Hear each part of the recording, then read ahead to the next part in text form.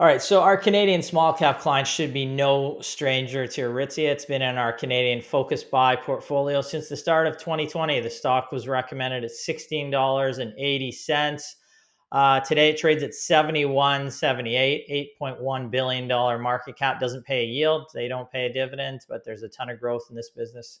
They keep reinvesting in it and growing. It was founded in 1984 by the Hill family. Aritzia is a long-term growth-oriented, innovative design house and fashion retailer of exclusive brands targeted towards women aged 15 to 45, essentially. They do have a menswear area of the business as well. They recently purchased one. But Aritzia operates about 127 stores across Canada and the US, in addition to an established and growing e-commerce platform. So I thought we could take a look at Aritzia's share price over the past year compared to two of the larger names in the Canadian fashion industry, iconic names really. First, Aritzia has performed tremendously well, up over 110% over the past year. The company has significantly outperformed the other two well-known names, Lululemon, as we can see here over the past year, down about 16%, and Canada Goose Holdings down around 6% over the past year. So your question should be, what are powering these strong gains in Aritzia? Well, quite simply, the company's very strong latest quarterly numbers, which bested analyst expectations, strong margin improvement from recent strategic investments and initiatives, and positive growth outlook over the long term. Let's take a look at the Q3 fiscal year 2025 highlights here. Net revenues increased 11.5%, with comparable same-store sales up about 6.6%. These were all powered by tremendous growth in the U.S. net revenues. They were up 23.6%, and they now comprise over 55.4% of net revenue. Gross profit margin increased 430 basis points to 45.8% from 41.5%. Adjusted EBITDA was up 48.7%, and net income increased 71.9% to 63 cents per share from 38 cents per share in the same period of the last year. Now, the strong balance sheet here, net cash position is about $207 million. That excludes leases. Let's look at the guidance going forward, which management raised in the quarter. They raised their fiscal year 2025 guidance due to higher annual revenue outlook, with its midpoint guide increased by about 4% to $2.68 billion.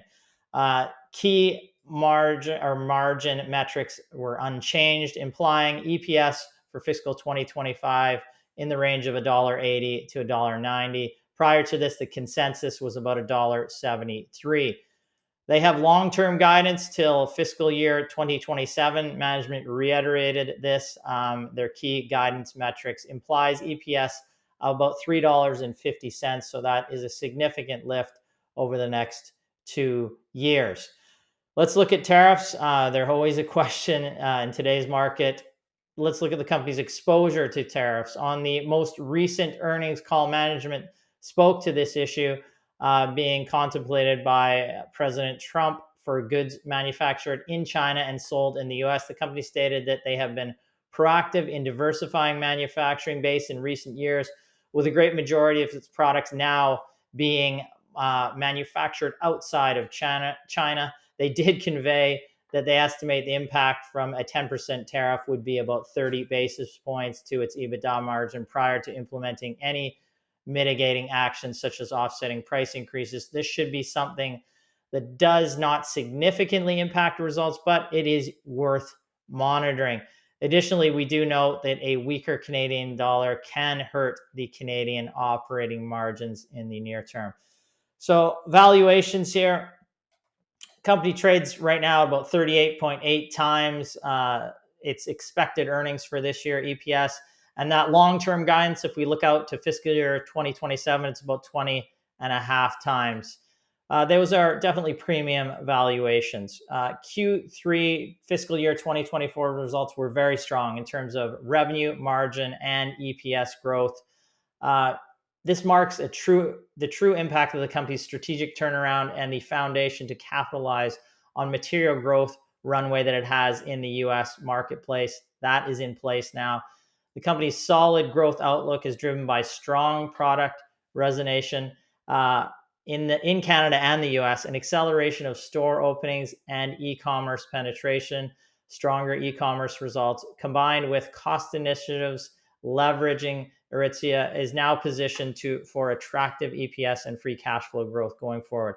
Again, though, the valuations at present are at a premium. That's why we rate the company a hold at present. And there's our disclosures. And I thank you for this. Yeah, I remember even just like, when there was this decline of consumer confidence and a revision of, Aritzia's guidance downward, essentially, where we were telling clients, like, this is a quality business. It is now trading below, its historical multiples. We believe that these multiples will increase as their earnings come down over the few quarters because they were in, some headwinds. But essentially, it's a good company that we would like to hold, longer term. And Yeah, and we obviously that upgraded the call. rating then. It was at hold, and Exactly. we moved it. You could buy half positions, and you were Exactly. able to buy them at significantly lower at that point. And I mean, it's as far as the retail landscape in Canada, it's been the pick of the litter for us for the past 5 years. If you look back, it's not just the year performance. You look about 5 years, it's significantly outperformed those names. Incidentally, we're actually looking at a couple other retail names right now. Now, this is Aritzia. We believe in the long-term growth story here, but it's certainly not a combination of growth at a completely reasonable price. It's growth at a premium price right now.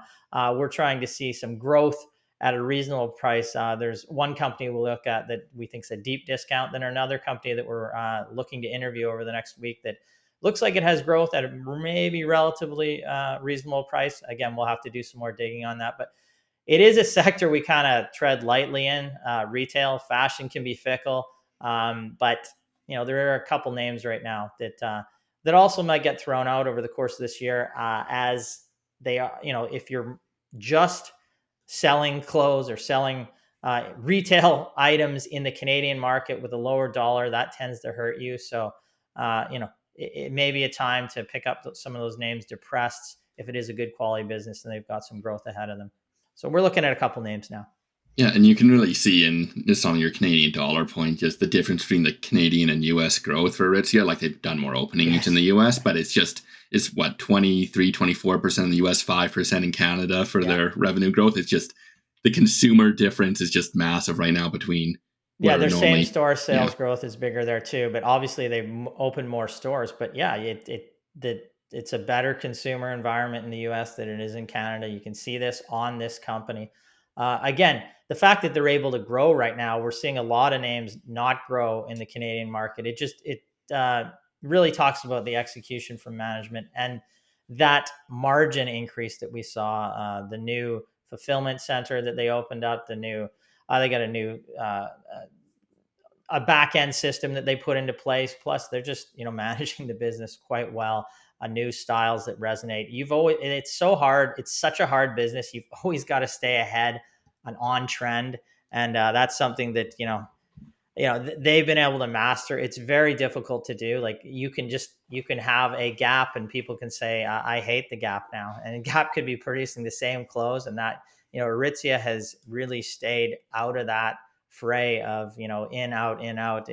I think it's they don't just have Aritzia on their brands. They have certain brands within the store that kind of maybe those ebb and flow in terms of sales, and then they create a new brand under the Aritzia or a line under the Aritzia brand. And it's really been successful over the long term. Quality clothes at a semi premium price. It seems like a good model, and they don't close any stores. All these other retailers that we look at close stores. You're always looking at how many stores you're opening, and then versus how many you close to see if you can inch ahead.